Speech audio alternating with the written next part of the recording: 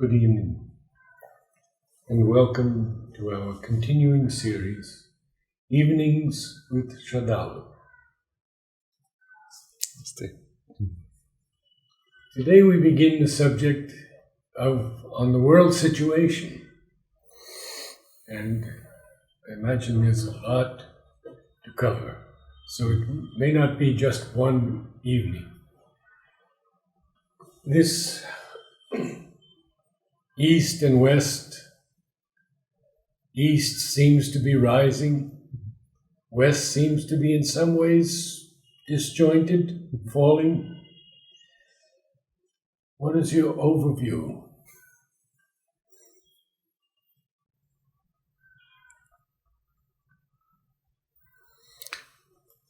There seems to be all over the world, in all of humanity, a great decline. A decline of values, a decline of morals, decline of ideals, deepening skepticism to things spiritual, even we would say a darkness and an exaggerated materialism, which is what you see growing over the last 100 years or so. And this is the broad trend in the mass. And at the same time, countering this trend, there are centers of light, aspiration, awakening, searching, seeking, which increasingly are coming together and becoming more aware, more active. Where earlier there were separate points of light, they are coming together and forming units. Collectively. And that collective insistence is the force that can counter the darkening. Aurobindo makes a reference to this present civilization as the most materialistic and exaggerated in its materialism as in the whole of history of humanity.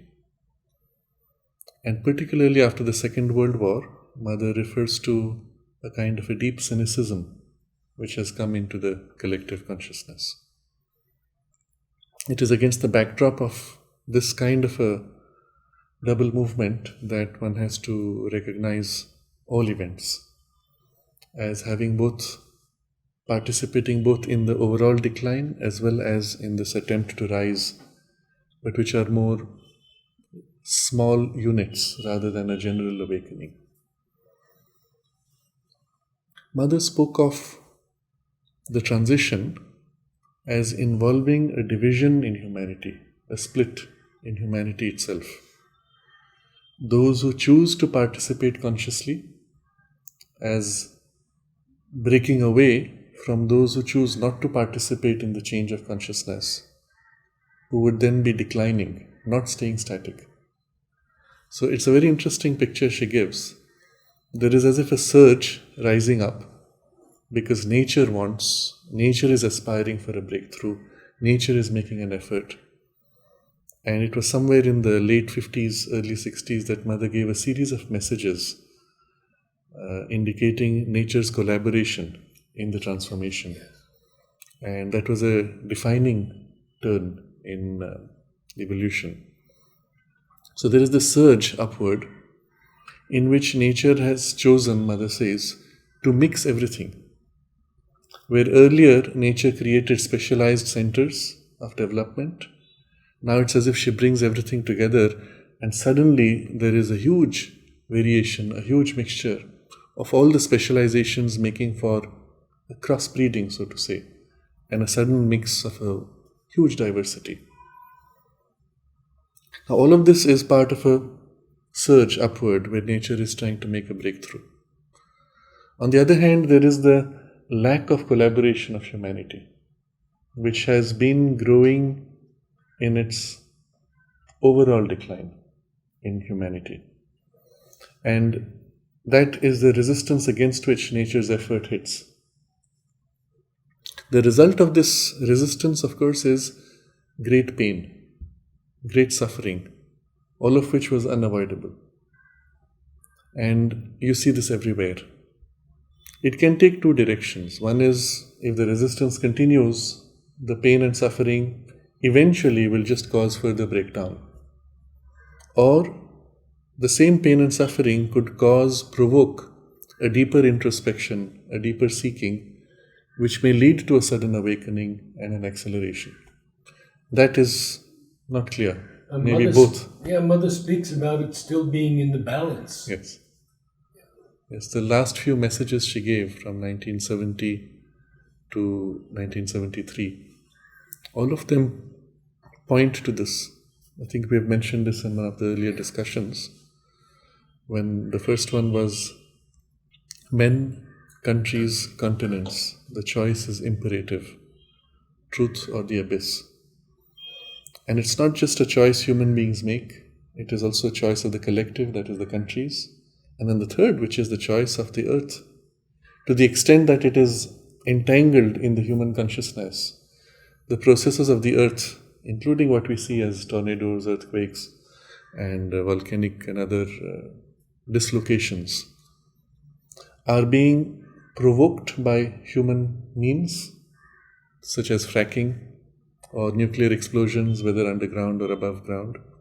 They are destabilizing Earth's processes. But also psychologically, humanity's collaboration or not affects the continental movements even. So there's a profound sense in that whole message, not only at the level of people, but even nature's processes. And it's not as if you have an in-between choice. It's either truth or the abyss.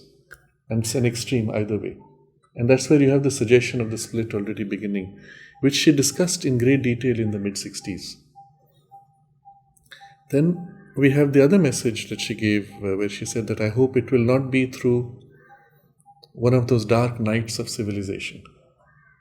And she said if that can be avoided, it is worthwhile, because it's not worth having to pass through it again. Now, when she's saying that, it's because she's seeing distinctly the possibility of such a passage.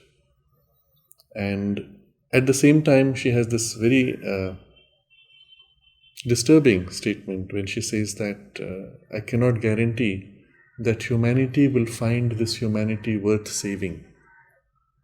And that's when she says the question is still in the balance. But she explains what she means by humanity is not the extinction of humanity, but the civilization which is currently developed. Is it worth saving? I recall that in Book 11, Aurobindo says it somewhat differently.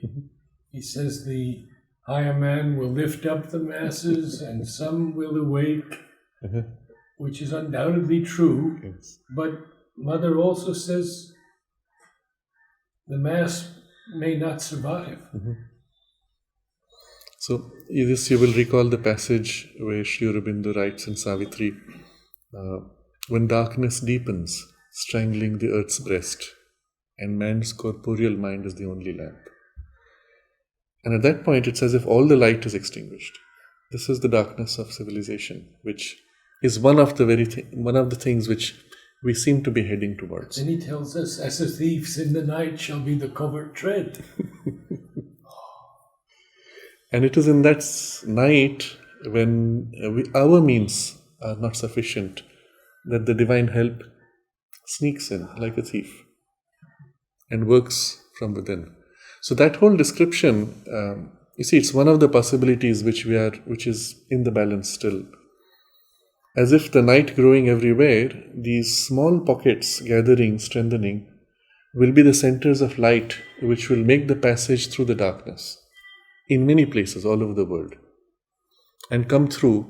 And as the passage of breakdown is complete, they will as if rebuild the new form, the new civilization. Now, this only is necessary if the resistance in humanity is so strong as to not awaken. At the moment, again, it's not clear whether that resistance will awaken or not. The conflict of forces is so great, it's so extreme. One of the signs you will see everywhere in the world, there's a split, a division in viewpoints. And the split takes the form that people on both sides do not see eye to eye anymore. Each is convinced of its own rightness. Each thinks that the other is completely wrong, and they are unable to see, unable to find a middle ground. And you see this politically everywhere in the world. Socially also similar trends developing. Can you give some examples? Well, recently, if you see in the US elections, the kind of polarization that took place, and each side is so convinced of its own rightness. And if you try to speak to one side of in what way the other is right also, or is justified in their issues or in their opinions, they will not accept. And the split takes a form in the media, for example. It has taken such perverse forms.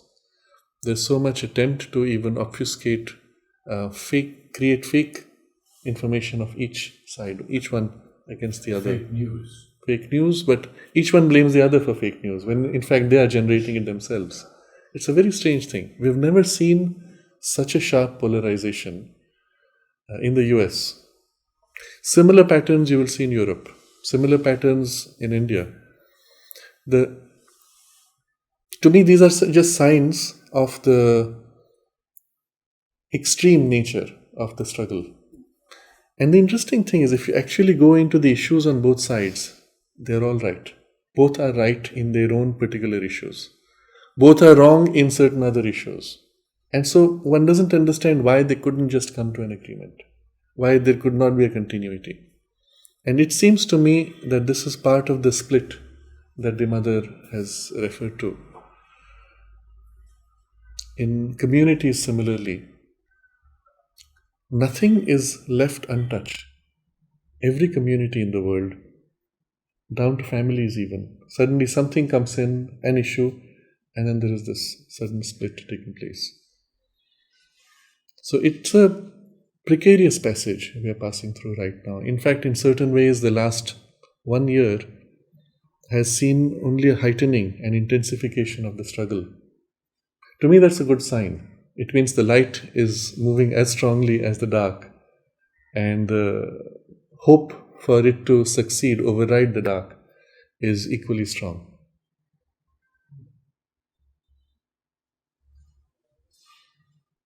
Naturally, as a focal point, all conscious communities are as much a part of this struggle. Spaces such as the ashram and Aurobindo and all the spiritual centers will all face pressures of various kinds where you cannot maintain status quo. It's either you grow or you perish. Something like that. And what about North Korea, South Korea, and this rapprochement on the Olympics? It's interesting. The very crisis which on one side appears to threaten a nuclear war, at the same time is causing a coming together on another level. So it's one of those paradoxical, exaggerated extremes which are playing out. And that's when you know that fate could slip, just a tiny tilt, it could slip one way or the other. And it's a tiny fraction which will be the balancing, a shift in consciousness.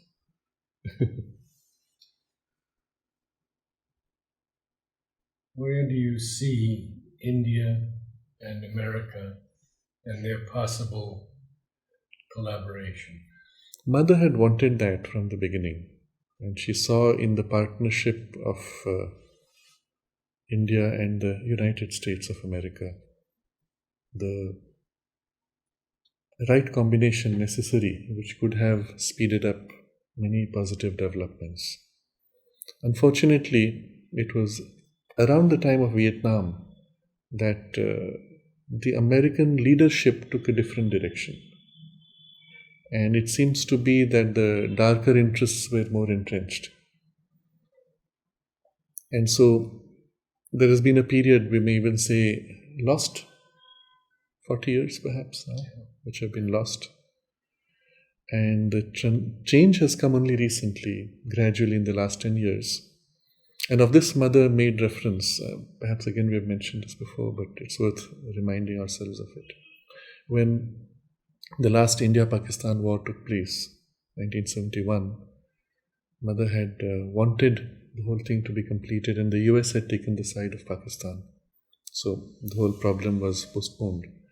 It was there in that context that Mother had said she had looked at the future and it would not be through war. And she said the world situation will change and the United States will support India instead of Pakistan. And at that point, Pakistan will begin to break up. So this we are seeing happening now for the first time in a very open and blatant way. The US has taken sides, and that means a lot of things may open up now. It's fascinating to see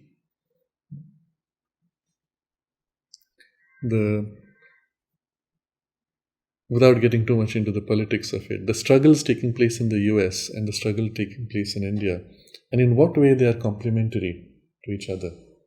And so this rapprochement and perhaps even a closer engagement can form a front that may assist in the awakening, overall awakening, much more.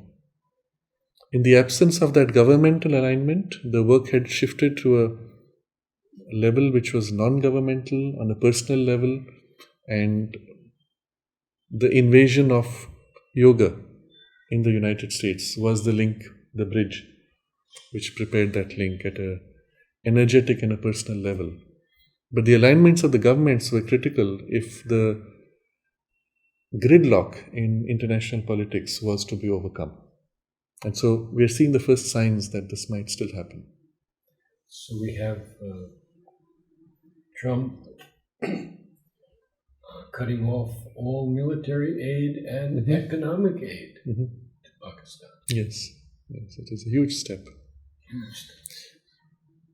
I'm a little wary of going too much into the politics of it because it might be too surprising or too overwhelming for people to recognize these aspects. But I will, wherever possible, refer to things of the Mother's indication and Sri Aurobindo's to also give support to this. Mother speaks of how the Asura came to her and said that it would start a movement in China. And he said to her that he will start the movement and a revolution by working through or creating certain secret groups, secret societies. Now this Mother records in the agenda the reference to the secret societies. It's very interesting because we see over time, let's say over the last several hundred years, in the West many secret societies growing, but in the last 100 years they consolidated their power over the world and became a kind of a cabal which was controlling international politics.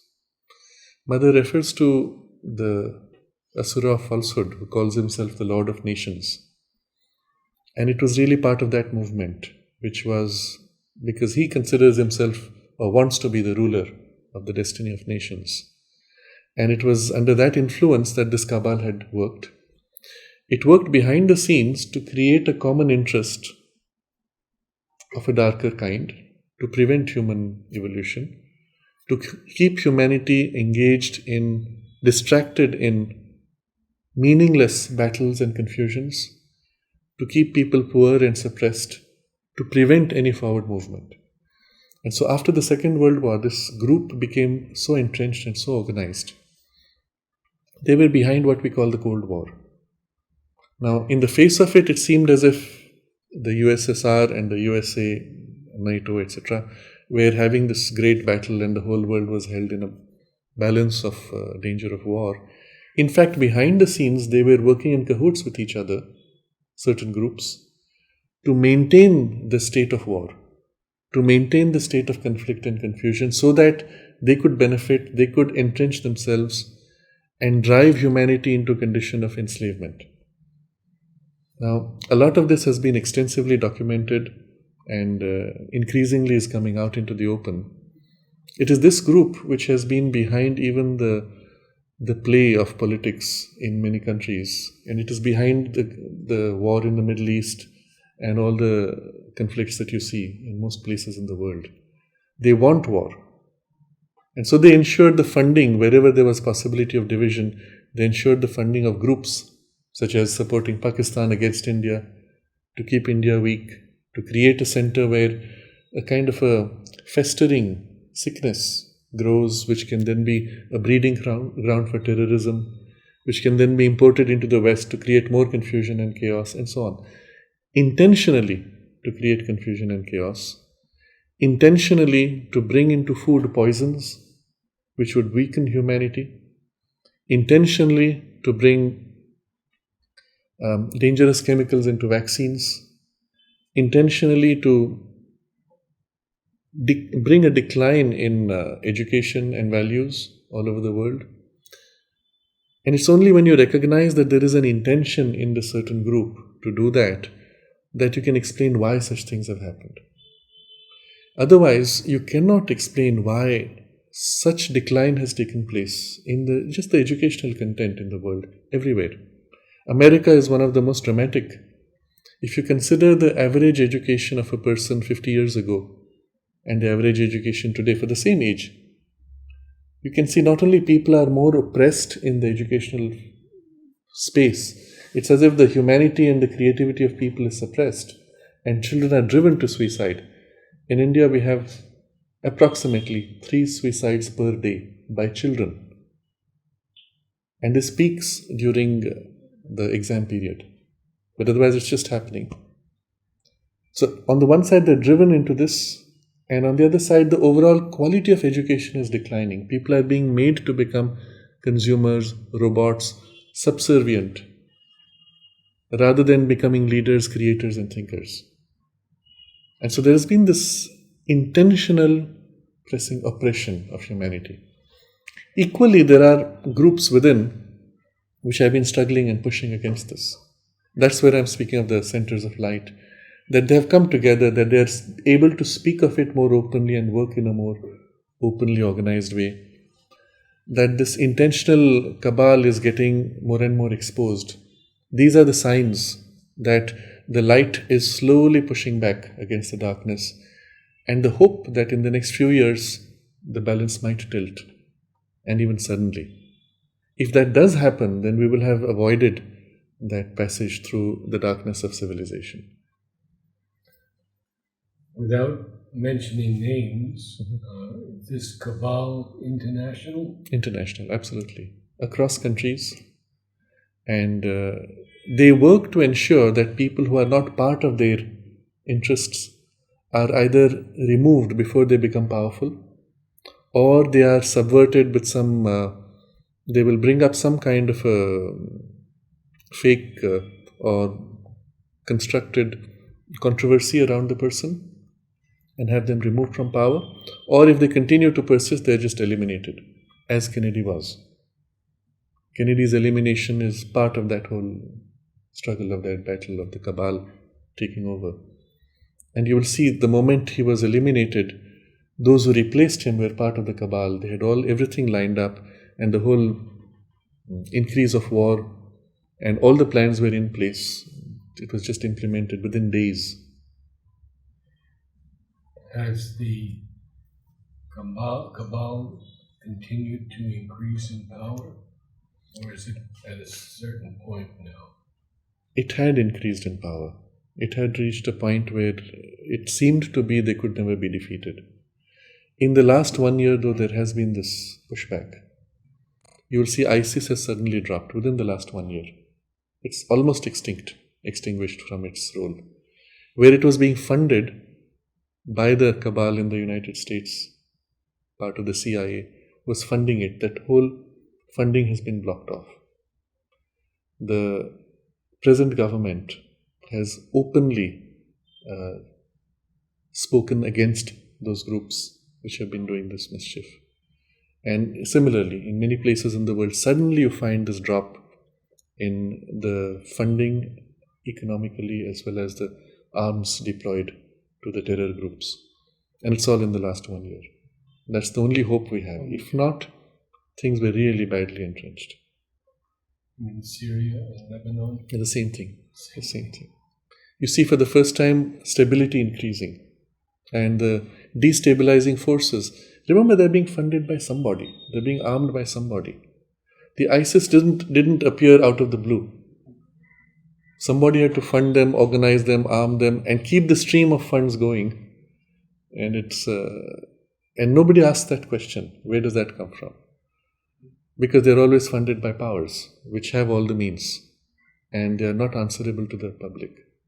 The media itself has been co-opted into this whole process that the facts are never placed in the front. You will recall Mother speaking of newspapers having mostly falsehood. And this she has said in the 30s, 40s. It's much worse now. It's much worse. I had a brief exposure to the whole media in India. This is now going back a decade. And at that time things were not so bad.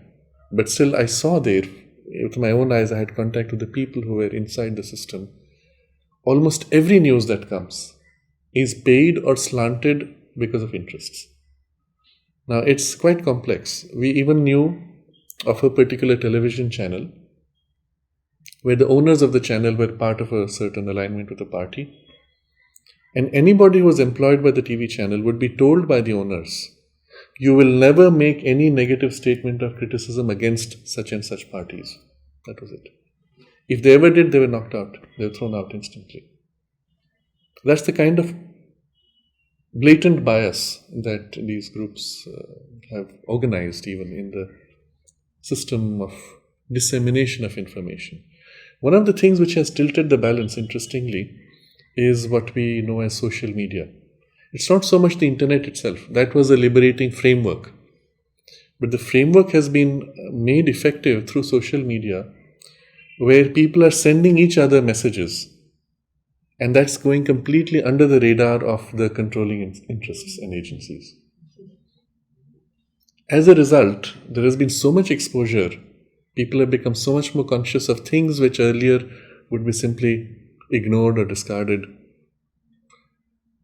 As a result of that, these interests in the Cabal are even pushing Facebook and Google to start a kind of an internal censorship. Openly, blatantly. We have Angela Merkel as German Premier Chancellor openly saying that we have to support some kind of, what's the word they use? Censorship of ideas which are not convenient for us. When just going back 50 years or going back 20 years, the same people would have said that our ideal is complete free speech. And I would rather die than prevent you from speaking even if I don't agree with you. That's the kind of idealism which used to be there. Blatantly now everybody is speaking of censorship. And it's all happened in the last 1 year. And you have to ask yourself why. Because of precisely the pushback that has taken place. This cabal is insecure, is afraid of being exposed. And so they attempted to censor. It's a very interesting passage. And it's also what gives us hope, interestingly. My friend Zachariah has written the first book, I believe it's Life Divine, in Egyptian. What do you see in Egypt and the Middle East? I had occasion to visit Egypt and get a feel of things there. I was always trying to reach into the feel of the original culture and what survives of it and its relevance to the emerging circumstances. In the Middle East, I had limited exposure in Bahrain and Dubai, but there again, meeting people closely enough that I could get a feel of things. What is interesting is in the Middle East, there is a much bigger censorship present from a long time already.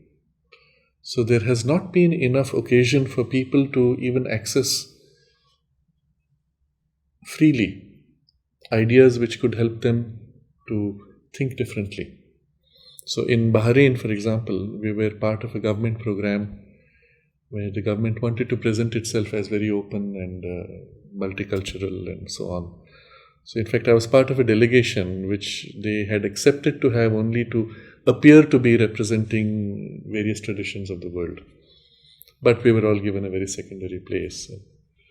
Okay, so as it turned out, there was a lady was to play a significant role in this delegation, and so they couldn't accept a lady speaking to the religious heads. So they had to rearrange the program and have her speak to women separately in a different hall. So of course, we were being part of the group, we went there.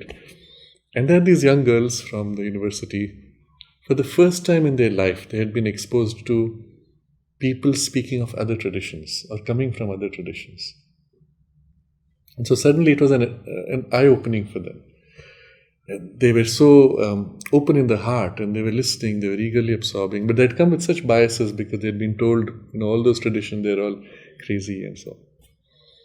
Okay, I had a chance then to interact with them, and I said, I'm sure you've been told many strange things about the Indian culture and Indian religious traditions, but let me tell you what I was taught from childhood. And so I began to speak of how we believe there is one. So I had to put a vocabulary which made sense to them. I said, there is one God.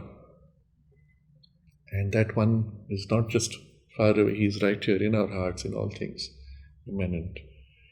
And each one of us has a unique relationship with Him. And each one of us has a unique way of discovering Him. And therefore, I said, our civilization has always embraced different approaches and so on. So it was basically just the three realizations of the Indian civilization which Aurobindo articulates, but stated in a vocabulary that fitted their training. And after that whole interaction, they were quite overwhelmed. They said, you people are just like us. We didn't know that. You think just like us. And these are young girls, very innocent. But it was interesting to see that if a space is given where they have a real interaction with real free ideas, with real people, not something which is imposed by the system, the university, the government, and the belief systems, then there is such a rapid opening. To me, this is the future. What is preventing it from happening is this hard, rigid crust at the top. Now, in Iran, as an example again, I've not been there. I had a possibility to go, but so I have to go with my friends who ended up being there, and I didn't go. As it turns out, young people, because of media and because of particularly social media, have access to different ideas. And as young people, they have the energy and the drive to bypass the system. So what happens is, young people want to meet each other, they're not allowed to. The social norms are so strict. So they get into a taxi and take a ride from one place to another. They don't care where. And the taxi people know. They just want to wander around the city. And every time they come to a traffic light and they have to stop, they roll down the window, look into the next taxi and exchange phone numbers with whichever young people are there. And then they go home with all these numbers, and then they start making calls and get into social media and exchange notes.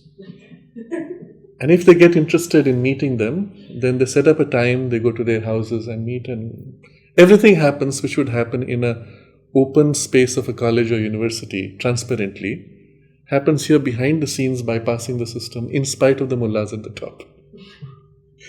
So you're seeing two realities, two worlds. There's this very hard, rigid past preventing the future. And then there is this future here which is struggling to find itself. Because of a lack of a healthy space, it may take some weird distortions, but it's struggling. And this is the split. There's nothing in between. This is the split which I was speaking of earlier. Egypt is very interesting in a different way. So this is generally the Middle East. You will find this, what I've described here, to be common across. Oh, here's another example. I won't say which country it is. It was, because these are sensitive statements. It was of a person who is in the government in one of these Middle Eastern countries. And it so happens that government and that group is the Sunni. So, among the Muslims there are the Shias and Sunnis. And Sunnis are the majority, 1 billion people, and Shias are Iran and others. They are the milder form, less extreme, but they're smaller in number, almost 1/3. And this was in a meeting in an international forum with somebody from the Sunni country. Very fine man, thorough gentleman, extremely affectionate. I saw the interactions with his family and others. Wonderful people. And then suddenly this thing popped up about something to do with Iran. And all his hackles went up and he said, oh, those people, those Shias, they are just 300 million. We are 1 billion. We can just finish them off like that. Oof. You saw the hatred, anger. It was not fear. It was this dominating hatred. But somewhere inside, I suppose it comes from a fear. But it's all part of this governmental structure of power systems in which the hatred has been built up. You drop out of that and the same person is this warm, wonderful, genuine family, embracing people, affectionate and genuinely. And you're seeing again these two realities. And a person is living in these two realities, but they don't join. There's a split. And so within the person you have this split in consciousness. And everywhere in the Middle East it's like that. So the question again is, will this top structure eventually suffocate what is below, or will it gradually crack and what is below emerge, break out? And again, the hope we see, and it's all in the last 1 year, in Saudi Arabia, which was the most extreme. In fact, strangely enough, the US had been sending troops all over the Middle East to so-called stop terrorism, while at the same time funding it. It was a very strange thing.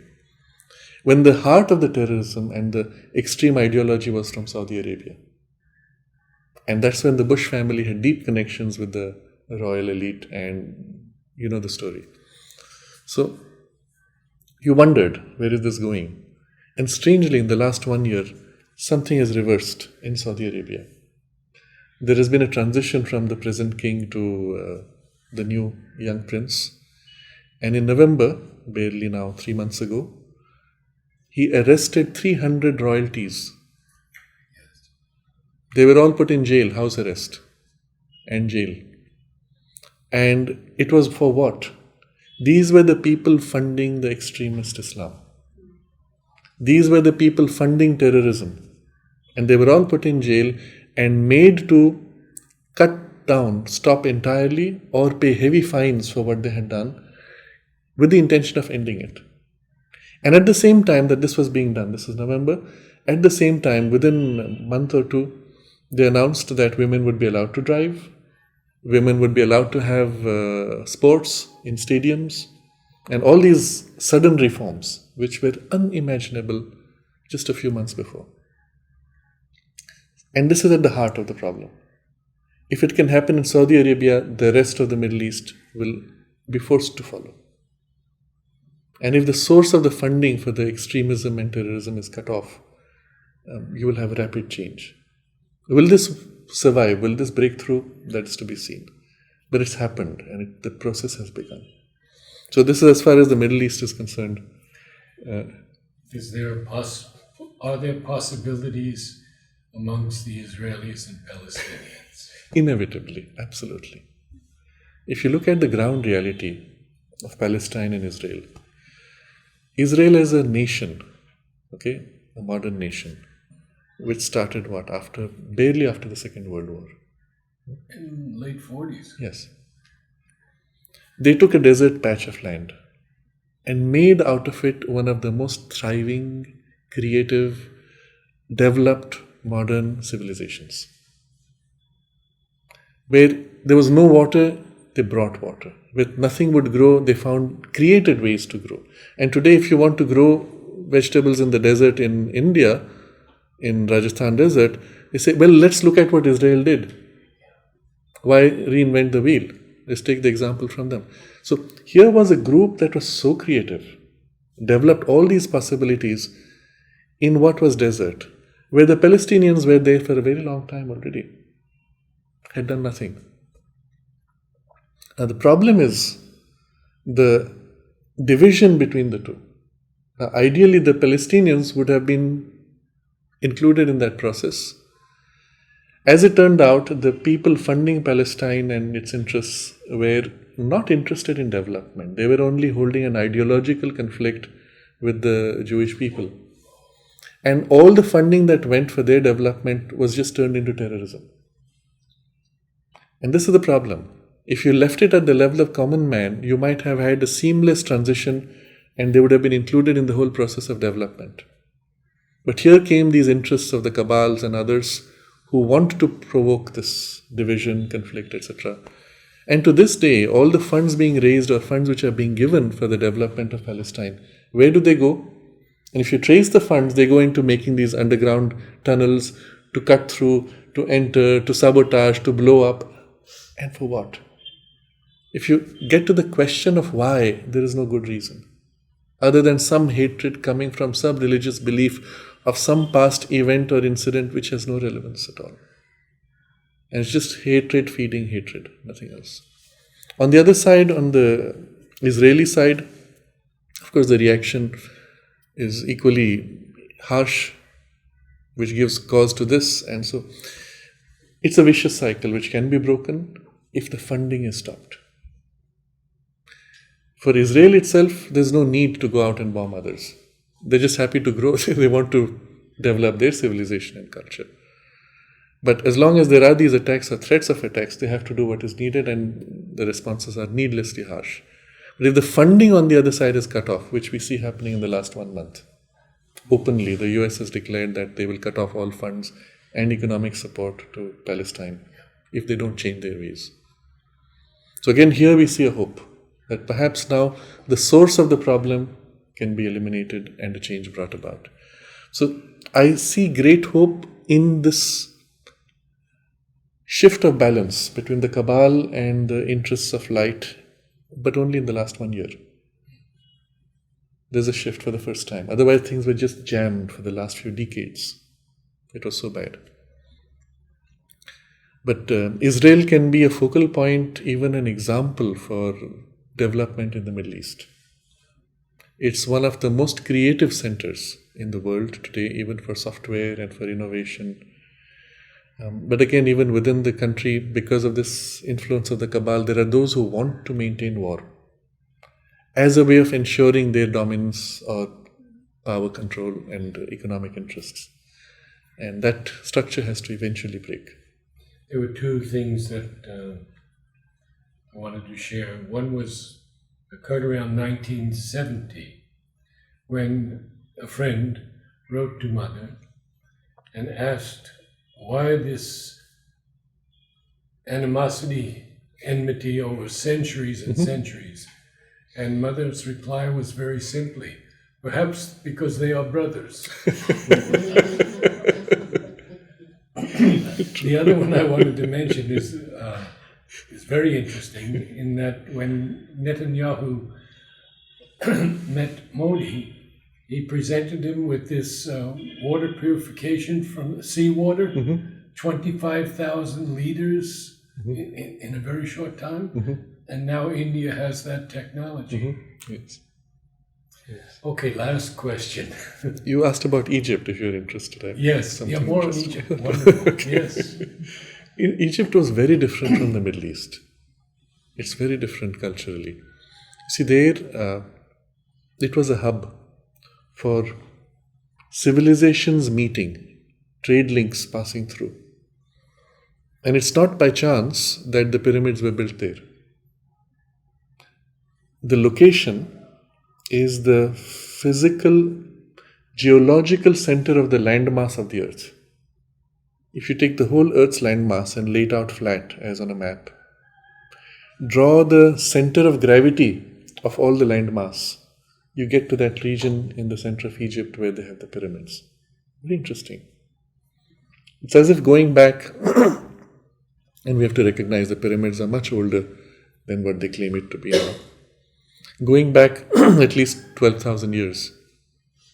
The same arrangement of the pyramids, you will find that the Earth's axis is tilted, and the tilt itself rotates over about 24,500, 24,800 years.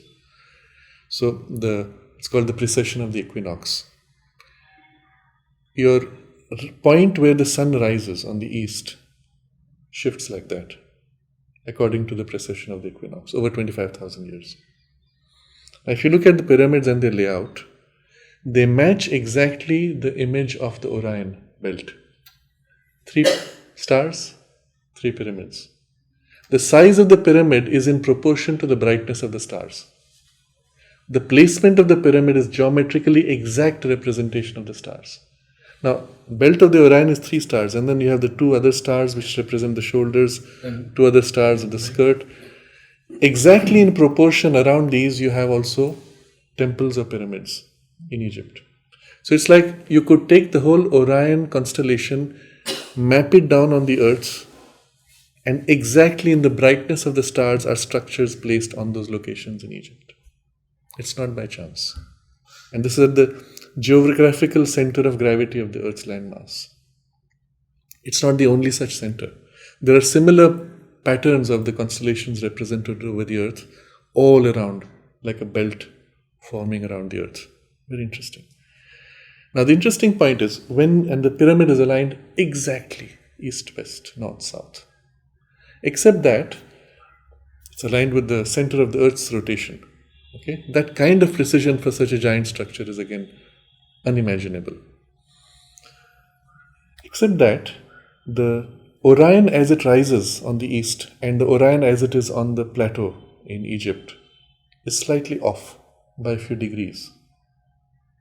And if you calculate backward with the precession of the equinox, the point where they will align exactly, we come to a date which is something like 12,000 BC.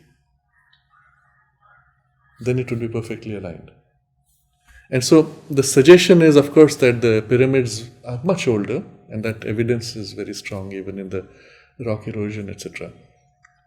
So if you think of this as a hub, a center for a civilization, at the same time as in India, there was the Vedic civilization. You can see interesting connections now. That they built this at a time when there was an efflorescence of spirituality in the world. In Egypt and in Atlantis, it took a more occult form. In India, it was a more spiritual, less occult, but whatever. And they were connected. Now we see across going back 5,000 years, to this day we have documentation of communications between Egypt and India. So there's a record of an Indian princess marrying one of the Egyptian kings, and the names are mentioned. In the Mahabharata, there's reference to the land of Egypt. It is called in Sanskrit Mishra Desha. Desha is country, the country of Mishra. And they describe the river Nile. Nile is blue, which becomes Nile in here. And if you go to Egypt, they don't call themselves Egypt. The Bank of Egypt is called Mishra Bank. The same word, Mishra Desha, is continuing still as the original name of Egypt. So obviously such a space cannot be overwhelmed entirely. So being in Egypt, it was I was looking for the signs, for the living continuity of that culture and tradition, and especially what role it has to play for the future. So what I discovered was, first of all, the people are so similar culturally to what we find in India. In certain spaces you could go there, you would think you were in the middle of UP or one of these very dense pockets of traders. Same pattern, the same behavior, the same kind of communication, energetically very similar. That was one side. And then I was looking for the link with the old civilization. Because after the Islamization of Egypt, they were taught to disconnect from the past. So it's difficult to find people who are willing to say, yes, we are descendants. But then we came across a group which was a mystic group. And they were, of course, following Islam, but with a mystic perspective. And it was amazing to see what they represented. And then I discovered it was not the only such group. There were many pockets like that in Egypt. And that gave me the hope that something is happening again behind the scenes at the grassroots level. And they call themselves, they are like students of researchers of wanting to learn the truth. So it's a very open and free space. A kind of elite in consciousness comes and meets, they have regular discussions, meetings, staying within the overall framework of what is required for Islam, but then exploring to go deeper into the spiritual values and its applications and what it means to be spiritual in life. So that was a fascinating space. The other space which was interesting was what they call the Coptic Christians. And there again, it is before Islamization of Egypt, there was the Christianization of Egypt. So there similarly, they try to cut off the roots and disconnect from the pharaohic tradition. And they are the Coptic Christians. But meeting with them, okay, they had all the trappings of the normal Christianity, but there's a difference. They have their own pope. So they go back to a time when the Roman pope was not the only pope. And they've continued to maintain that position. So I was again looking there for some deeper connection. I found in some of their practices, very similar practices to India, where they would put a curtain before the deity and then it would be opened, and certain practices like that which you don't see in normal churches of the Roman church. And then speaking with them, I asked them why. So I asked them first, why is this link broken? He said, no, it's not broken. I said, then who are the descendants? He said, we are the descendants. We are the descendants of the pharaohs. I said, but you don't know how to read your own language, hieroglyphic language. He said, that's not true. We can read. So for me, it was an astounding thing. I said, well, are there people who can just look at the pharaohic inscriptions and read the whole thing just like that, like you would read any other modern language? He said, yes. I said, how many are there? He said, among the aged ones, there are 4 people who can still do that. Among the younger ones, they have not bothered to learn. So we are at a very precarious point in that lineage where the full knowledge of how to read the hieroglyphs is still intact and it might be lost. But then I asked them, Ben, in that case, do you know the reason why the pyramids were built? Do you know what is behind, what is underground? All those things which you hear of, but which conventional archaeology and Egyptology does not want to speak of, because it would change the whole meaning of history. We have, for example, detected through satellite imagery, through ground-penetrating radar, underground tunnels linking the Sphinx with the pyramids, large chambers under the Sphinx, near to the pyramids, large chambers underground. And some of these have been partially excavated, many of them have been covered up. There's even a hollow inside the Sphinx with an opening at the top. And if you go back 50 or 80 years, you have photos of that. And after that, suddenly the whole thing has been covered up. So it's as if there are interests which don't want the real history of humanity to come forward. So I said, what about all this knowledge? He said, we still have it. They still have the documents with all the maps of those tunnels and the whole process of the initiation for which the temples, the pyramids were made. They were temples and so on. So it was for me quite astounding. Unfortunately, I could not follow up with him to get further data. It's one of the things. I took his email and then I've lost that link subsequently. But it shows that there is still the continuity of the pharaohic knowledge and its meaning. There are still these spiritual centers within Egypt. And quite different from the Middle East, there is a kind of a very thriving mixed culture in which these things are not being suppressed, at least not openly, not yet. It was the same time when they had the first, what they call Arab Spring in Egypt. There was this whole gathering in the middle of the, which square? Tahrir Square, was it? In Egypt. So all the young people had come. For 3 days they were doing open demonstrations, and that led to the government being changed and all that. So we came about 2 or 3 weeks just after that event. Now, initially what had happened was, all this awakening had taken place, and then suddenly the government forces came and shot everybody, and the whole thing was suppressed. And we came 2 weeks after that. We went to that Tahrir Square. We met with the people. It was amazing. And these groups that we met, they said something magical happened. It was like a miracle. During those 3 days, it was as if a whole deeper spiritual unity had awakened. Everybody felt themselves one family. They looked at the future and it was full of this beauty and hope and wonder and joy of great possibilities. And then suddenly it was closed and with the government troops coming, blocking, killing, suppressing. And this reminded me of what Mother had spoken of in 1969, when the Superman consciousness came. And all over the world, among the youth, especially in the universities, there was this awakening, hope, and flower children, hippie movement, all those forms which it took, which had this glimpse of a future which could be so beautiful, which is so close. And then it got covered up, often by distortions, perversions, but also interests which came in.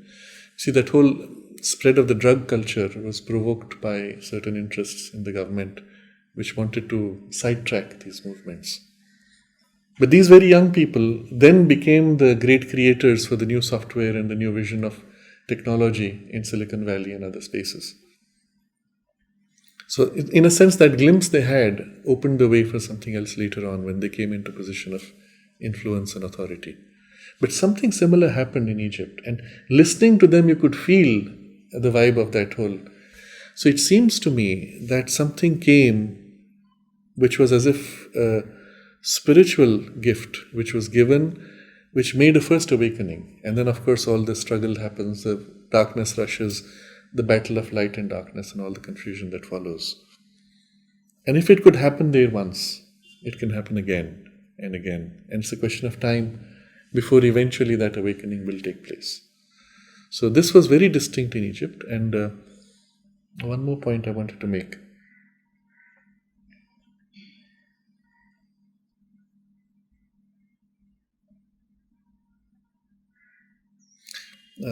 There is clearly something waiting to emerge. So this was coming from the experience in the pyramids. I had occasion to visit the Great Pyramid of Giza, which was one of those 3 large ones, and also to visit the Valley of the Kings, where the actual mummies are buried. So entering the Great Pyramid of Giza, I had read so much about it, going back 30 years, all of the mystical, the mathematical, astronomical, and all that crazy stuff. Entering it, of course, it was just this pile of rock, but there was no feeling of anything spiritual. It's just the sheer size of it. Entering it, you had these touts who are preventing you from taking cameras unless you pay them money and all that stuff. You enter, there's smell of urine, not nice, nasty. Everything is wrong. But the moment you cross a certain threshold, suddenly the vibe changes. There's something so pure, so beautiful and clean, almost spiritual. And then we go through that big hall, you know, the long passage.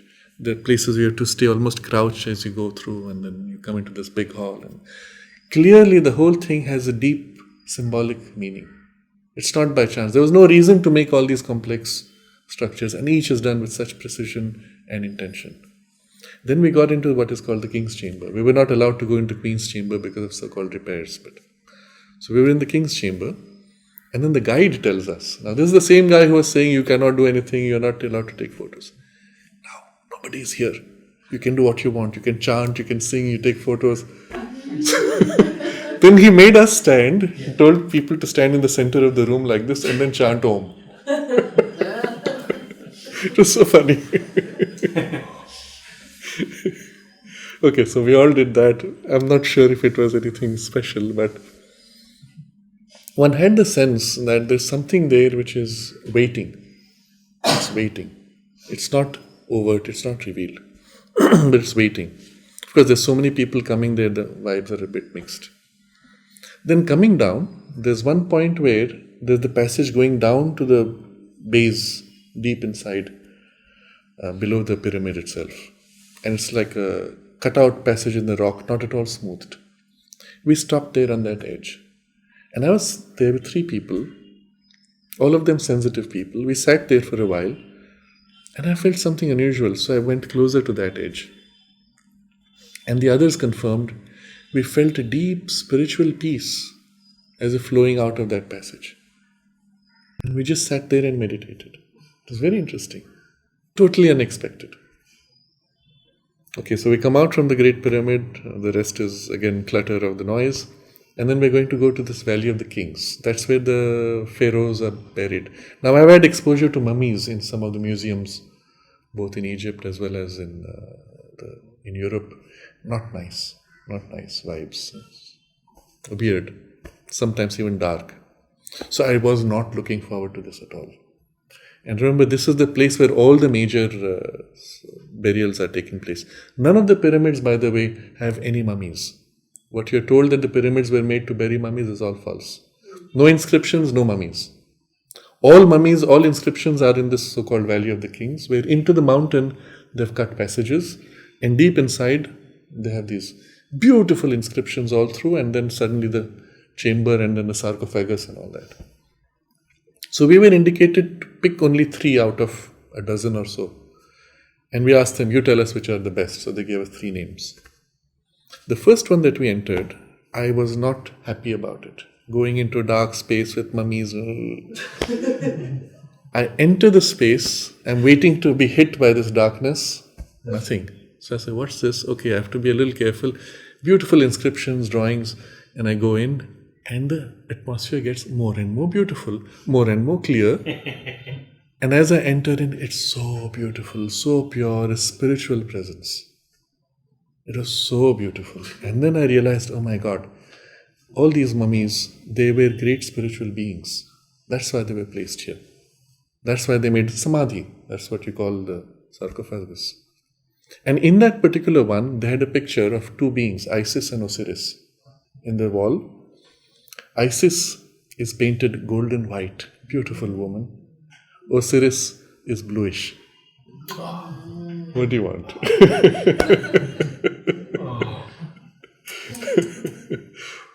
Amazing. And it was so beautiful, I didn't want to come out. And strangely enough, they had taken out the sarcophagus. There was only the box, and that is taken to some museum and things like that. Then we went to 2 others. They were not as uplifting, but all of them had a purity and a spiritual atmosphere. So this was for me a bit of a shock. Suddenly the sense of what it was, of the whole, the mummies and the Valley of the Kings, burial places, it was completely different from what I had expected. Then walking through that whole Valley of the Kings, I was trying to feel the space, and I could feel there are many more waiting to be discovered. They've only found some by chance because they're looking for things, and then some were discovered by chance. There's still many more which are waiting to be discovered. So maybe it will come out. And the last experience was in the museum in Egypt. So we were looking at certain things. Okay, it was interesting. I was trying to feel the things, the vibe of that time. Then suddenly we came to one statue. There was a huge, deep recognition. And I didn't know what it was. And I was trying to feel. And then I looked at the name. And it is the name that Mother is referred to as one of her incarnations. I forget now the name. Not Hatshepsut, another one. Queen T, I think. I think it was that. And I didn't have a camera, unfortunately. But I had the recognition. I knew that I knew her. And then when I looked at the name and I remembered that, then I could make out it. The form had this resemblance even to the Mother. At least the vibe was so strong. No, just a statue, stone statue. That resemblance to? Resemblance to the Mother. But I don't know if it was a form resemblance or the vibe resemblance. But it could be a mix of the two. But it was quite amazing to feel that. Oh, you were there? Yes, I did take a picture. Is it? Okay. Don't know. So we were not allowed to. So maybe we sneaked one. I don't know. That was quite amazing to see. Shall we stop here? Okay. Do we have any questions? If anyone has questions, we have the microphone now. So just to conclude and put in context the whole Egypt story, there is something waiting there to come out. Some knowledge, some even information of the past, lines of past civilizations which have been lost, waiting to come out. And that will take place at some point when humanity is more receptive and the interests which want to block have been sufficiently weakened. So hopefully soon.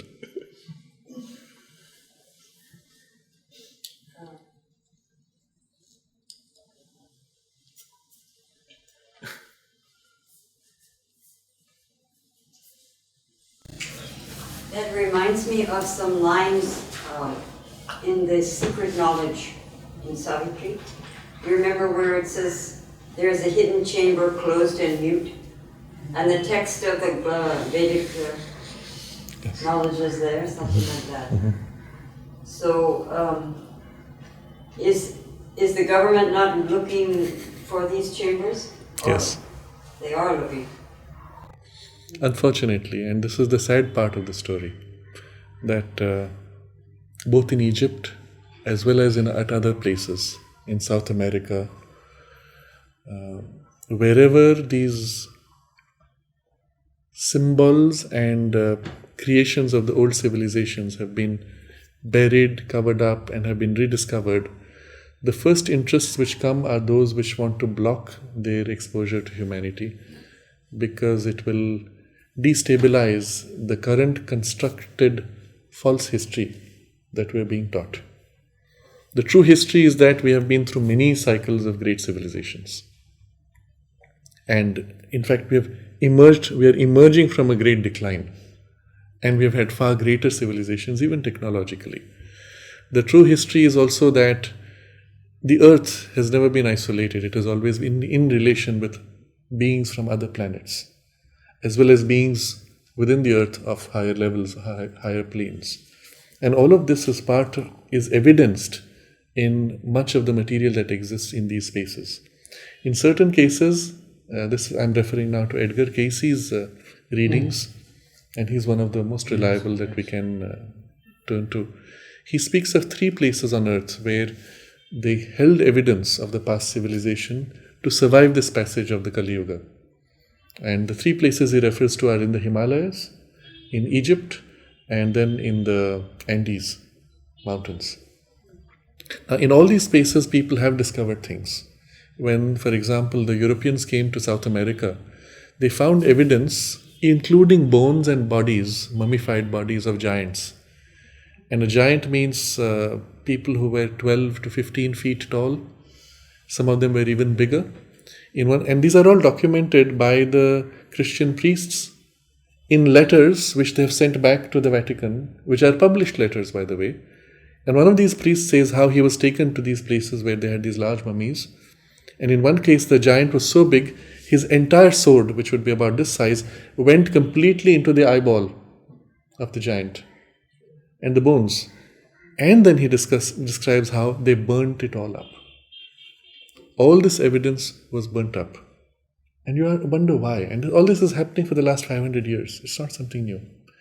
Every place where they found underground passages of tunnels going deep into the earth, sometimes for hundreds of miles. Some of them going so deep and entering large caves with symbols, carvings, statues, even gold. All of these centers, which were holy spaces, the church took over, broke the original temple and built their own church. It's as if they took over the controlling point from which access to these spaces and their knowledge was held in their grip. So there's a sustained pattern going back several hundred years to try to suppress our true history, to take control of these artifacts and either squirrel them away, or when they find things, they want to reverse engineer the technology for their own benefit, but not expose it to humanity. So this has been happening in Egypt also. Now we know of people who were part of that exploratory teams who have subsequently spoken up of what they saw, what they did. And similarly, it's still happening even now in South America. Recently, they discovered mummies of 2 different kinds. One is a human-sized mummy with 3 fingers and 3 toes, completely intact.